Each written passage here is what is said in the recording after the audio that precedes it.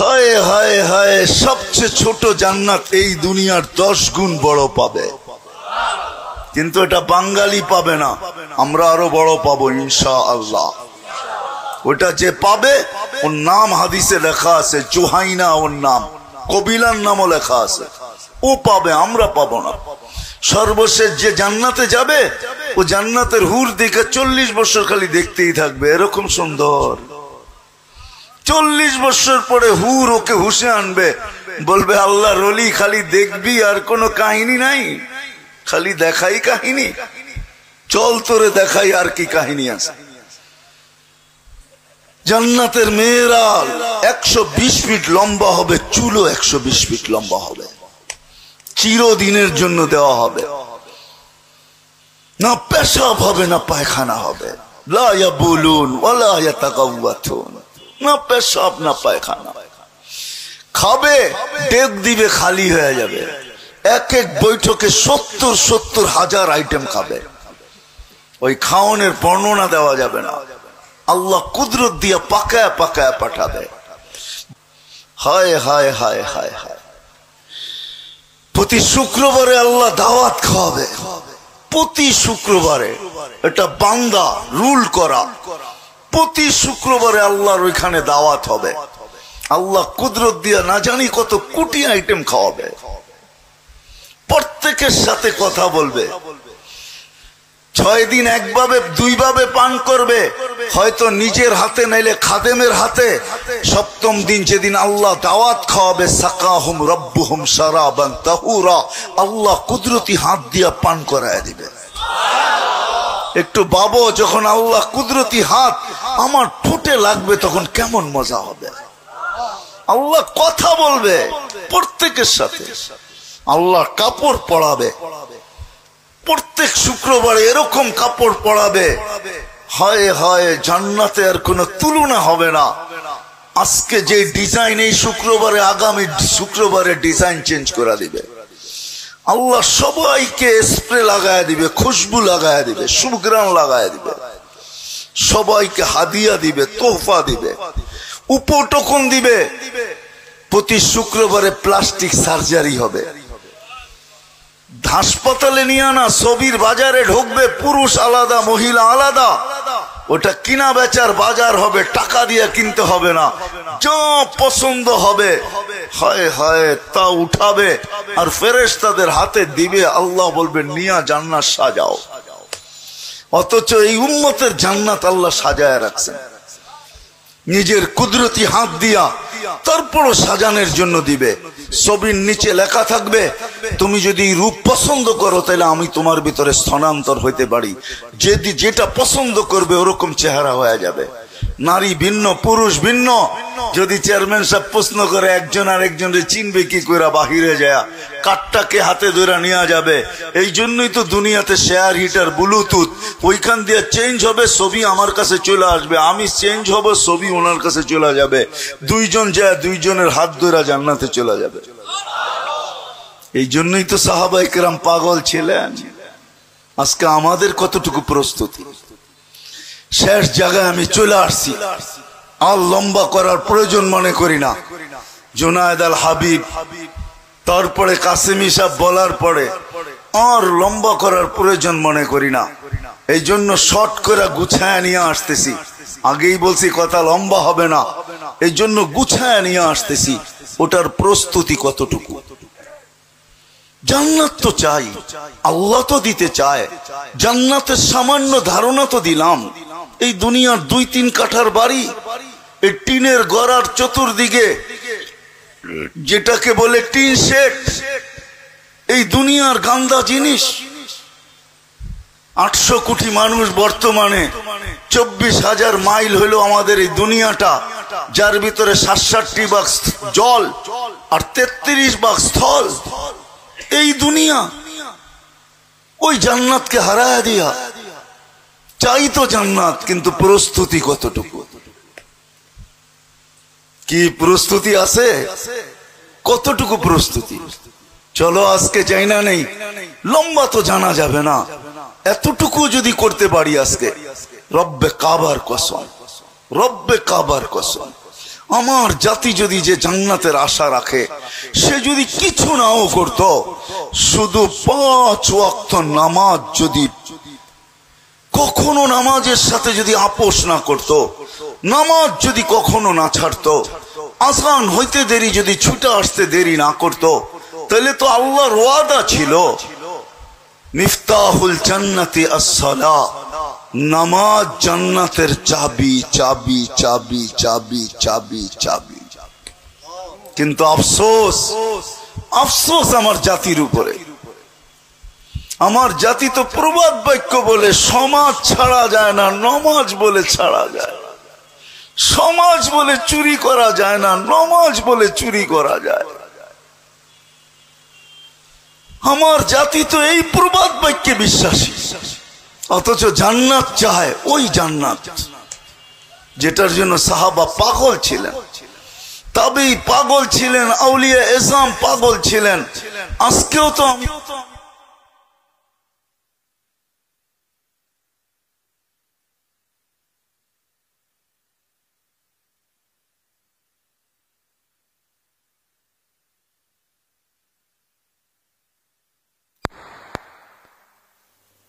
আমি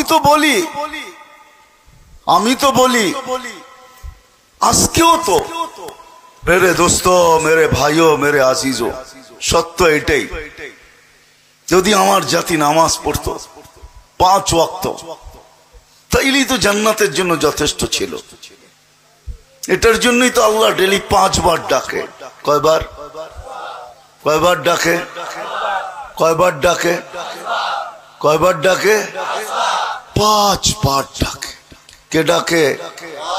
হ্যাঁ, সত্য। আল্লাহর পরিচয় জানা আছে? কোন আল্লাহ? শুধু আল্লাহ না, যিনি আল্লাহর সাথে রহমানও, যিনি রহিমও, মালিকও, কুদ্দুসও, সালামও, মুমিন, মুহাইমিন, আজিজ, জব্বার, মুতাকাব্বিরুল, খালিকুল, বারিউল, মুসাవ్বিরুল, গফফারুল, কহ্হারুল, ওয়াহাবুর, রাজ্জাকুল, ফাত্তাহুল, আলিমুল, কাবিদুল, বাসিতুল, খাফিদুর, রাফিউল, মুইজ্জুল, মুযিল্লুস, সামিউল, বাসীরুল, হাকামুল, আদলুল, লতীফুল, খবীরুল, হালিমুল, আযীমুল, গফুরুশ, শাকুরুল, আলিয়ুল, কবীরুল, হাফিজুল, মুকীতুল, হাসিবুল, জলিলুল, করিমুর, রকিবুল, মুজিবুল, ওয়াসি, আল হাকিমুল, ওয়াদুদুল, মজিদুল, বাঈসুশ, শাহীদুল, হকুল, ওয়াকিলুল, কবিয়ুল, মতিনুল, ওয়ালিয়ুল, হামিদুল, মুসি, আল মুবদি, আল মুঈদ, আল মুহয়ি, আল মুমীত, আল হাই।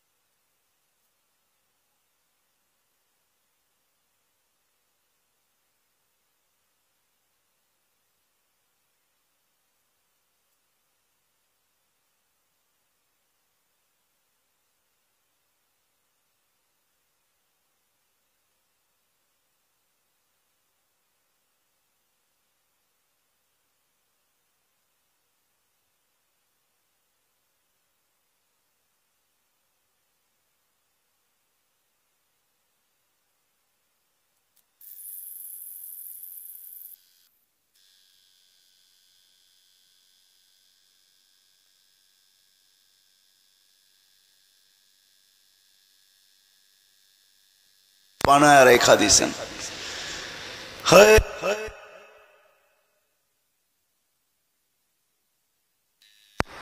সাহাবায়ে কেরাম, আউলিয়া এজাম, ওলামায়ে কেরাম, আজও নাইলে আমি তো মাঝে মাঝে বলি, একজন হুজুরের, ইমামের বেতন এই ইউনিয়নে সবচেয়ে বেশি কত? কত? চেয়ারম্যান সাহেব বলুক কত? কত? 10,000। আর এই ইউনিয়নে যে অটো চালায় সে কত কামায়? কত?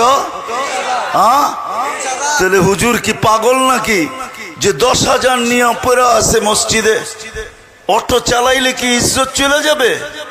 না অটো চালানোর জন্য অক্সফোর্ডের থেকে ডিগ্রি আনতে হয়, না অটো চালানোর জন্য ঢাকা ইউনিভার্সিটিতে মাস্টার্স করতে হয়। যদি অটো চালানোর জন্য কোনো শিক্ষাগত যোগ্যতা না লাগে তাহলে হুজুর কেন চালায় না? অটো চালাইলে ইজ্জত চলে যাবে। আলী রাদিয়াল্লাহু গেছেন, আপনারা তো দেখেন না, দেখবেন ঘোড়ার সামনে ঘাস বাঁধা দিয়া ঘোড়ার গাড়ি চালায়, ঘোড়া দৌড়াইতে থাকে ঘাসের আশায়, সারা দিনে একবারও দেয় না। যখন ওকে কাজ করা শেষ হয়ে যায় তখন ওটা খুইলা ওর সামনে রাখে। হুজুররা 10,000 বেতন পায়া নামাজ পড়ায়া যাইতেছে, বেতন মাত্র 10,000, কমিটি এক মাসে যা শুনায়, হায় হায় হায় হায়, একদিনে যা শুনায় ইমামকে। তারপরে যদি 1 লাখ বেতন দিত তারপরও কম হইতো। কি পেটে গেলে না পিঠে সয়, ঠিক না? না পেটে উল্টা পিঠে যা শুনায়। কারণ আমাদের মসজিদ গুলা কমিটি শাসিত, ইমামকে যা খুশি তা শুনায় দেয়। বেতন কত? কি 10,000। ওই বেটায় পড়ে আছে কেন? জান্নাত আগে বাধা আছে। আর উম্মতের ব্যথা দিলে আছে যে নবীর উত্তর সুরি রাইখা গেছে আমাদের কাছে। চলা তো যাইতে পারি, অটো তো কিনতে পারি, কিন্তু এদের নামাজ কে দেখবে? এদেরকে নামাজ কে পড়াবে? ঈদ কে পড়াবে? জানাজা কে পড়াবে? এদেরকে দিন কে শিখাবে? এদেরকে দিনের কথা কে বলবে? রব্বে কাবার কসম, এটা যদি না হইতো ওপেন দুনিয়া সব হুজুররা মসজিদ ছেড়া চলে যেত, নিজ বাইক কিনা নেমে যেত, নাইলে দুনিয়ার কোথাও চলে যেত, অন্য কোনো রাস্তায় কামাই করে নিত, নিজের জীবনটাকে কাটায় দিত, রাত্রে উঠা আল্লাহর কাছে কান্নাকাটি করত, নিজের জান্নাত বনা যেত। কিন্তু উম্মতের ব্যথার কারণে ছাড়তে পারতেছে না। সত্য এটাই। এই জন্যই সাহাবা থেকে আজ পর্যন্ত কিয়ামতের সকাল পর্যন্ত এই দল থাকবে। নাইলে আমি তো মাঝে মাঝে ভাবি হুজুররা কেন অটো চালায় না? অটো চালাইলে কি ইজ্জত চলে যাবে? 30,000 টাকা মাসে কামানো যায়। আল্লাহ হুজুর করে যে এনার্জি দিছে আর ধৈর্য দিছে আর যোগ্যতা দিছে, আরে অটো চালানো কোনো বিষয় নাকি? যে সিনায় 30 পারা কোরআন সুরক্ষিত রাখতে পারে, ওর তো অটো চালাইতে হবে না, ও কোরআন পড়বে, অটো নিজে নিজে চলবে। বিশ্বাস হয় না? প্রমাণ দিব। আতাউল্লাহ শাহ বুখারী রহমতুল্লাহ আলাইহি ওনার দায়িত্ব দিছিলেন জেলে সমস্ত জেলালাদের জন্য পানি উঠাইতে হবে চাক্কি ঘুরায়া ঘুরায়া। আতাউল্লাহ শাহ বুখারী রহমতুল্লাহ আলাইহি কোরআন পড়তেন আর চাক্কি নিজে নিজে ঘুরতো। হুজুররা এদের উত্তর শুনি, এ তো কোরআন পড়তো আর অটো নিজে নিজে চলতো। মানুষ দেখতো হুজুর একটু হাত দিয়া ছোঁয়া দিয়া রাখছে, অটো নিজে নিজেই চলতো। রব্বে কাবার কসম, এটাই সত্য। কিন্তু জান্নাতের শৌকে পারে না। আমরাও কি জান্নাতের শৌক রাখি? হ্যাঁ রাখেন? তাইলে আজকে প্রথম জিনিস, আজকে তওবা করতে হবে মনের থেকে। রাজি? কে কে রাজি? 2 হাত উঁচা করে দেখি। আল্লাহর কাছে তওবা করি, আল্লাহ তওবা করলাম। মনের থেকে বলি, জোরে বলি। যদি মনের থেকে তওবা করতে পারলেন নামান, তো রব্বে কাবার কসম আমি গ্যারান্টি দিলাম গুনাহ মাফ। আল্লাহর ওয়াদা। আজকে 2টা কথা বলবো, 2টা অঙ্গীকার নিব। একটা অঙ্গীকার আজকে এটা নিব যে আজকের থেকে আমি বিশেষ করে যুবকদের পায়ে হাত রেখা বলি, যুবক তুমি তোমার যৌবনের কদর জানো। তোমাকে আল্লাহ কত বড় রত্ন দিয়েছেন, কি দিতে চান? সর্বপ্রথম যুবকদের পায়ে হাত রেখা বলবো আজকের থেকে নামাজ ছাড়বো না। ওয়াদা? পাক্কা? বিলকুল। দ্বিতীয় একটা ওয়াদা, সেটা হলো আজকের থেকে হক্কানি আলেমদের সাথে চলবো। ওয়াদা? হ্যাঁ পাক্কা? হক্কানি হক্কানি আলেমদের সাথে চলবো তো? আরেক শেষ বিলকুল আমি তোমাদের আপনাদের পায়ে হাত দিয়া বলি, এর চেয়ে বড় ক্ষতি আর কিচ্ছু হবে না। কোন ইমানদারের জন্য এর চেয়ে বড় ক্ষতি কিছু হবে না।